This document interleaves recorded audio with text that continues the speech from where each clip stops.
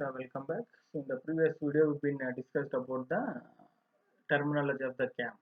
So the terminology of the cam is nothing but when we're going to draw the displacement diagram or any cam profile. So what are the parts will be there, based on that we can able to consider which is the pitch circle, base circle, how the cams can able to rotate and how the follower can able to follow the path. So it is a simple harmonic motion. So this is also one of the method to draw the cam displacement diagram and to draw the cam profile. So normally we have any simple harmonic motion, uniform acceleration and retardation, and then a cycloidal motion. So based on these three types of motions only we will going to draw the cam profile displacement diagram and then a cam profile. So we're going to consider, or we can able to draw with this help of these motions only. So we can able to draw the displacement and then a cam profile. So normally we have an with the help of the simple harmonic motion, how we the function or the use of the simple harmonic motion is we can able to draw the cam profile and the displacement, where how with the cams and the follower can able to trace the path easily we can able to identify. So based on this only we can able to find out the maximum velocity and then a maximum acceleration and maximum displacement both of the cam and then a follower. So in this video we are going to discuss about how to draw the simple harmonic motion. So and how we can able to consider that simple harmonic motion, and how we can able to draw by using the simple harmonic motion we can able to draw the cam profile. So the diagram which we can able to see, that is displacement, velocity and acceleration diagrams. So all this we have been considered when the follower moves with the simple harmonic motion. When the follower is moving in the form of simple harmonic motion, this will be the condition. Similarly, if the follower moves in an uniform velocity and acceleration, the profile will vary, and similarly the follower moving in the cycloidal motion means the profile will vary. So based on the follower moves, based on the motion, the follower will be generated, or the follower will be, we can able to draw this. So now we're going to see about the first one, displacement, velocity, acceleration diagrams along with the follower moves.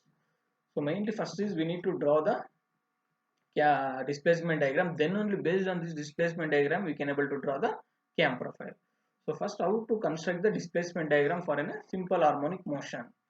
So mainly is normally we going to divide the equal parts, right? Here we can able to divide, normally we are going to divide 6, 8, 10, 12, 14, 16 like this. But due to the time consumed in the when we are going to solve the problems in the exam point of view, so normally we are going to be restricted to the number of equal parts, either to 6 or 8 for any type of motion, whether it might be in a simple harmonic motion or whether it might be in a cycloidal motion or whether it might be uniform velocity or acceleration motion, any type of motion. So we're going to restrict to the minimum 6 to 8 parts. So if you draw to the 10, 12, 14 also no issues, because based on the time requirement we have been identified to 6, 8 and 10. So first step is, so initially they're going to give the height of this profile. So they're going to mention the stroke length, or what we call this as a stroke length, that will be considered as an height. For example, if the stroke length is 40 mm means I'm going to just draw one of the line of 4 centimeters. So initially we should able to take the scale. So based on our wish we can able to consider. First I've drawn a line of 4 centimeter. Now taking as in a center, I'm just drawn a one semicircle, not a circle, just I'm going to draw the semicircle. So by taking that radius of that 4 mm, I have drawn a semicircle. Now in this example we have been taken as equal parts as 8. Now by considering the, by taking that semicircle, now I have been divided this as in 8 equal parts. So semicircle is 180 degree. If we have drawn a complete circle is 360, because I have considered only the semicircle. So I have considered instead of only the semicircle, so I have been divided with the 180 degree. Now 180 degree divided by 8 equal parts. What the angle if I am going to get 180 divided by 8 is? What the angle I am going to get? So around it will be around 22.5 degree. Each part will be. So I'm just going to keep the protector here. I'm just going to mark with the 22.5 of. I'm just going to mark the all the 8 points. Now, so I'm just from the center point. I just will mark with the center. So from that center point, I'm going to draw the lines which have been divided. That is 180 degree which have been divided to the 8 equal parts. Now I'm going to divide these parts. That is, I'm going to give the name as 1, 2, 3, 4, 5, 6, 7, 8. Now what is the next step is, from this point I'm just going to extend these lines with another dimensions. You can able to extend, right? So we're going to extend this line. So next, what is the rise is given, what is the dwell, and what is the return, that we should able to see from the given data. So based on that given data, the values, we can able to identify the, or we can able to consider the what is the rise, the angle they're going to give, and what is the return, and what should be that well, right? Normally profile is nothing but a 360-degree. So for example, if we are going to assume here, we are assuming the stroke length as 40, and we will assume that the rise is in the 90-degree, or the rise will be 120-degree. We'll assume that rise will be the 120-degree. Again, now I'm going to draw that 120-degree in the line. How we can able to draw that 120-degree to a line? Based on, as I told initially, the scale.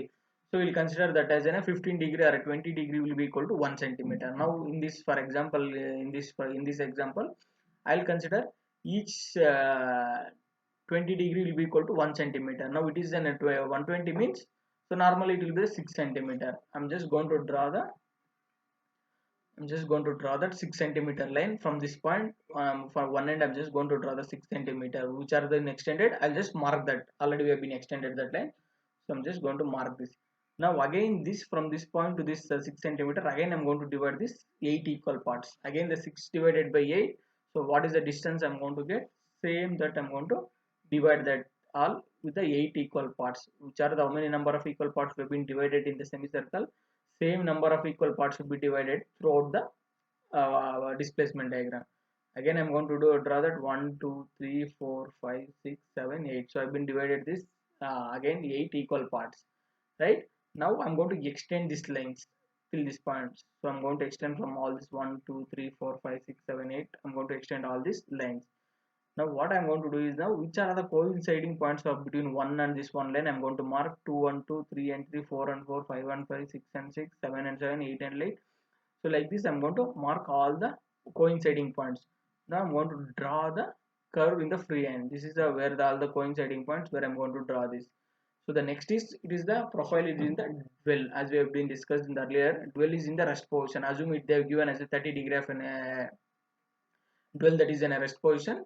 So again we'll mention as in 30-degree, or exactly we need no need to mention the dwell position.